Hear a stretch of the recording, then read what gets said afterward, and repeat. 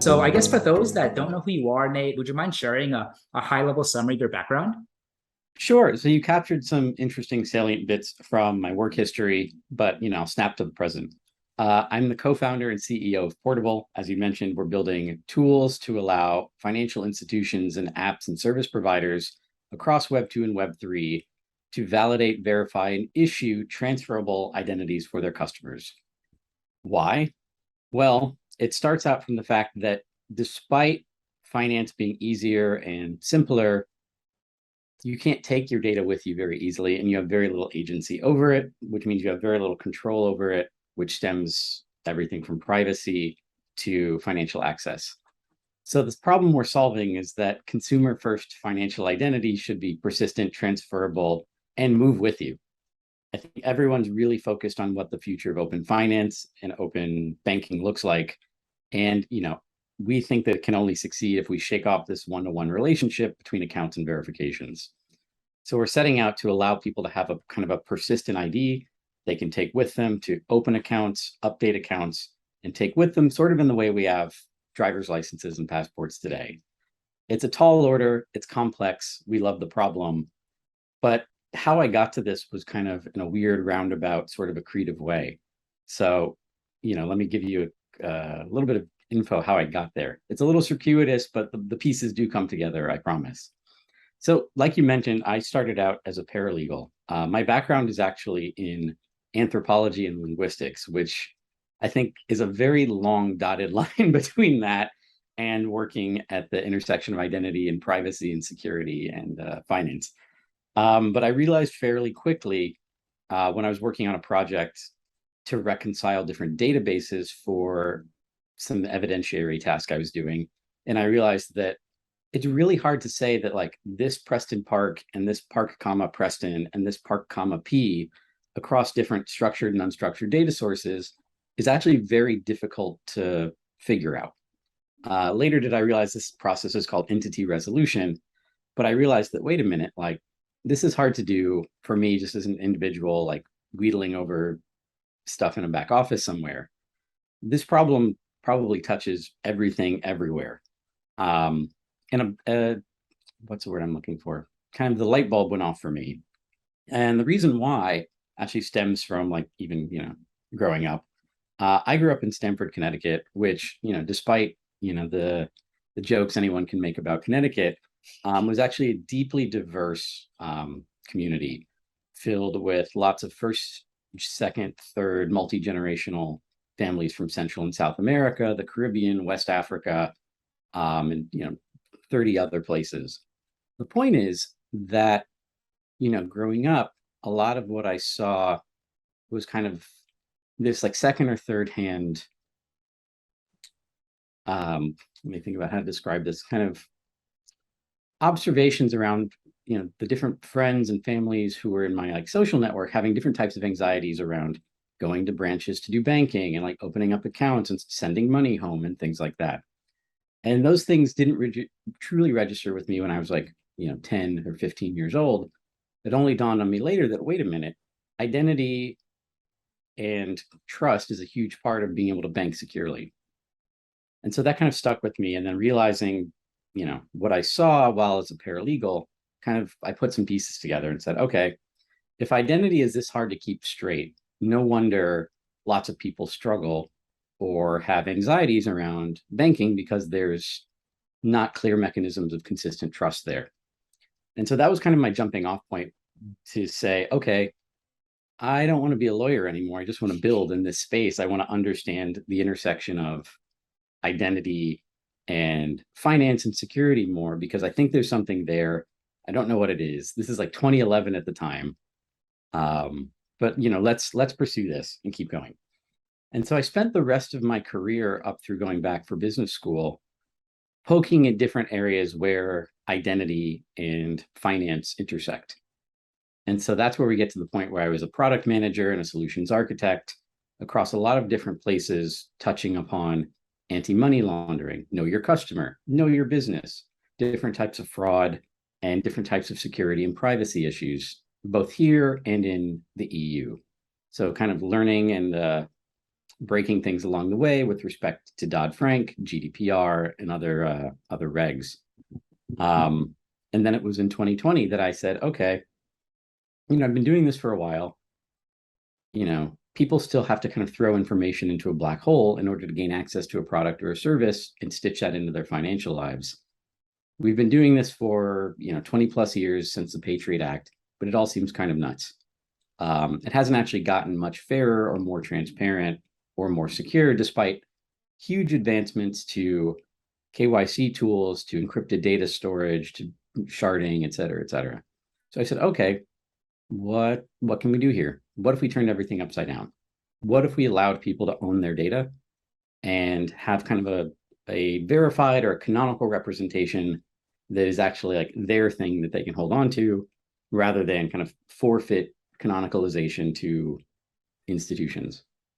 So that was really the core idea. It was more of a motivation and kind of something that had burrowed into the back of my skull than it was like a fully fleshed out product idea at the time. So that's kind of the inspiration. And then I took that to Wharton, where, I incubated that in my 2 years at Wharton.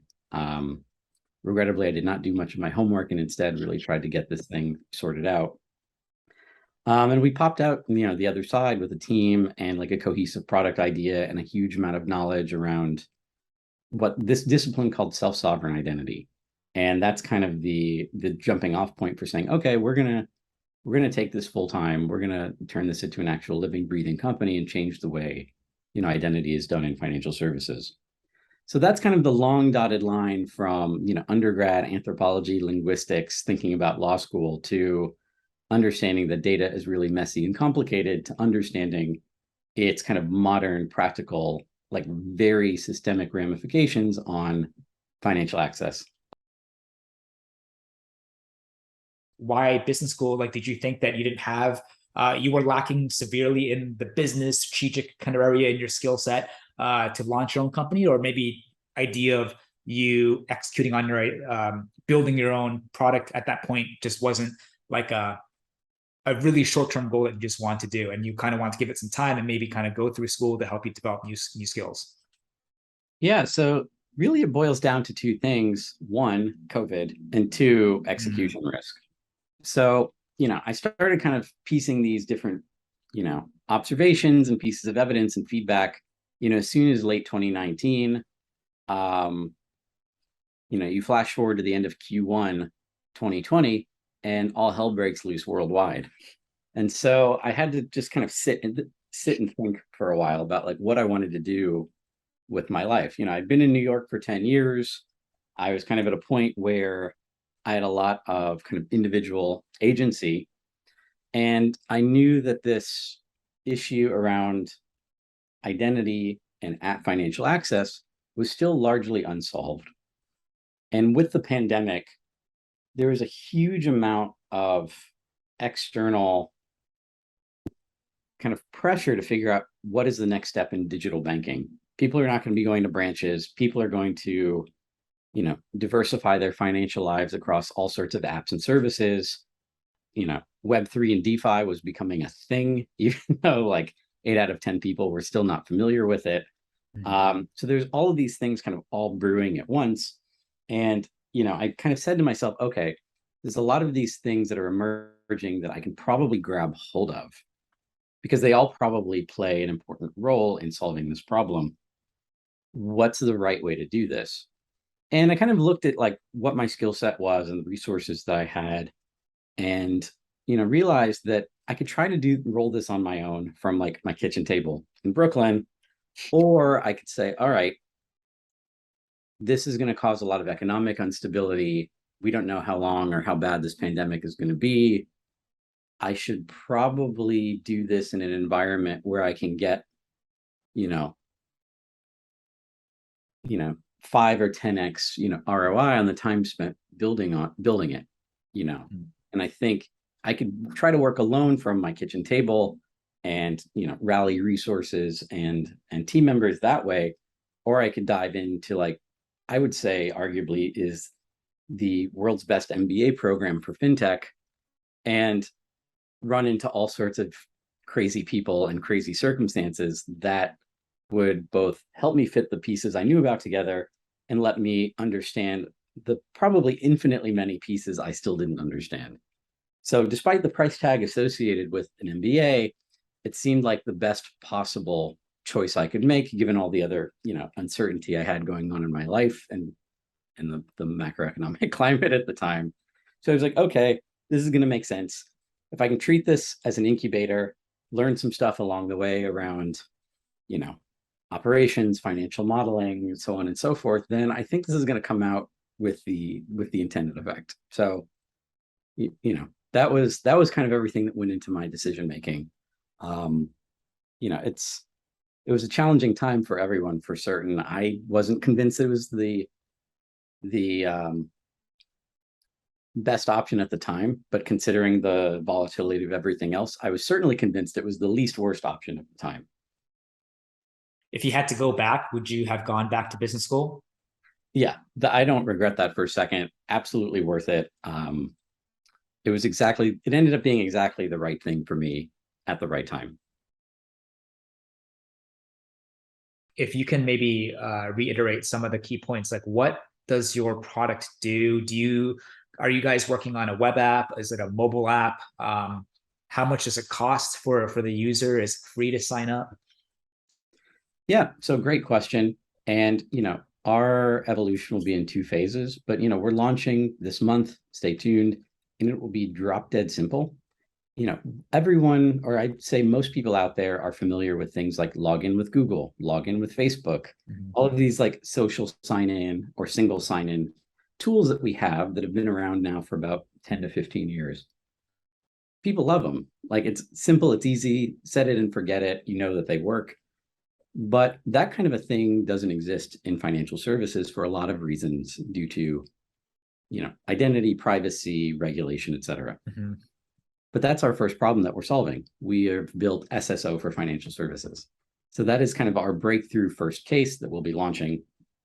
And if you're an average consumer listening, we want to make it as drop dead simple for you to say, hey, I have a app or service I really like. If they've partnered with Portable, I want to essentially back up my secure information to, the Portable's like cloud wallet. It's my wallet, no one else can touch it. Portable can't even look at it. And I want to be able to use that to have a 2-click login to other apps and services that I like. So in effect, like I'm a Chase customer. If I said, okay, back up my data with Portable, great. And then I can walk over to another app, another service provider on the web or on mobile. And instead of spending the 5 or 10 minutes to do a confusing process to throw data into a black hole to get, an account, I can tap the register with Portable button, consent to share certain number of data points, and my account is set up. But for the average person listening out there, we want to give you 2-touch financial access in 15 seconds. And the assurance is that your data about yourself is secure and backed up and truly yours. That's what we're going to market with, SSO for financial services. Later this year, it gets more interesting because we will have an app. And that essentially will work almost like an Apple Wallet, but for your identity information. Mm-hmm. So that means I can open my Portable app, understand where my data is being shared and disclosed. I can centrally update things. So if I move or if I have a new driver's license, I can do that in the app and then sync it with one or many accounts that I might have synced with Portable. And, that's going to be the real like significant thing for us. Mm-hmm. Not just because it makes like compliance and back office-y things simpler for financial institutions, but it now gives people this kind of central unified control over their data privacy, their data security, and kind of their data disclosures across their apps. I think to put it in real terms, an example I like talking about is when I moved to Philadelphia. I've been in New York for a long time. And then when I moved to Philly, I was like, oh, wait, I have to update like my address and a bunch of other stuff across like 18 different apps. And like, I didn't do it all at once. I forgot about some. Then I get like emails and paper mail saying, are you still here? We can't find you. And so like all sorts of other onerous stuff. And so that was, I'm sure lots of people out there have gone through that thing or much worse. So, from our perspective, once we release the app, our goal for consumers is update once, publish everywhere. So I should be able to update my address, verify it in the app and say, hey, 13 out of your 18 accounts, would like this update. Do you disclose it? Yes. And then you're done. And so we've removed, 12 out of 13ths of the effort it takes to keep stuff straightened out and secure and safe. Are you looking long term to expand Portable's application beyond fintech, or is it very much like you want to make it the go-to app for identity for this purpose within any sort of like related fintech? It's a really good question, and I get this quite a lot. Mm-hmm. So I'll start by saying there are an absolute boatload of very smart, very talented teams building different types of identity solutions, both on general basis and in fintech specifically. And also we have like all of these pre-existing ones like Stitch and Auth0 for like that type of like login, authentication, rights management type stuff. It's a huge, huge universe. We could spend hours and multiple episodes going through it all. It might excite some people. It might put a lot of people to sleep. Results may vary. But because of that, we realize that the identity problem in finance is both extremely large, on the order of maybe $10 billion, and highly specific and has a lot of like unique, quirks to it. And we like those quirks, and there's a lot of quirks to iron out. And so that's everything from making sure that, self-owned data, plays nice with things like the Bank Secrecy Act, that our approach to allow people to have self-owned data is commensurate with the spirit and the letter of Dodd-Frank Section 1033, which, kind of advocates for standard ways of dealing with identity in financial institutions and allowing people to take their data with them, which we love. So all of these little tiny things have these huge ramifications, which is why the fintech identity space is huge and more than enough for us to play in, at least in any foreseeable future. And it gets even more complicated when you realize that, we are, part of what we do by default is allow people to bridge Web 2 and Web 3. So I have a bunch of data about myself that I own and I know where it's being shared. I might be sharing a bunch of stuff with like Chase or with, Betterment or something, but I'm also sharing, encrypted or what are called zero knowledge versions of that data with like MetaMask or some like, DeFi wallet I have or some decentralized application. And so, between all the pre-existing complexities of Web 2, plus all of the, still emerging nuances of Web 3, we're already biting off a pretty big chunk, if you ask me. But that's really significant for us. And there's no more important place to get identity right than personal finance. Whether you're all in on crypto or whether you, bank with your community bank, and whether you're one of the 150 plus million Americans who do something in between those two things.